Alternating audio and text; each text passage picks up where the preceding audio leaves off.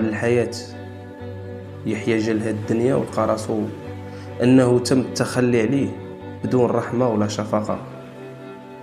وحتى إلا كان اسم الرحيم من الرحمة وهو اللي تكون فيه كجنين أول مرة، يحيى مسكين مجرد نزوة عابرة في ليلة حمراء بين شاب وشابة كانوا كيتواعدوا باسم الحب، باسم غريزة الجنس اللي كانت هي المحرك الحقيقي ديالهم.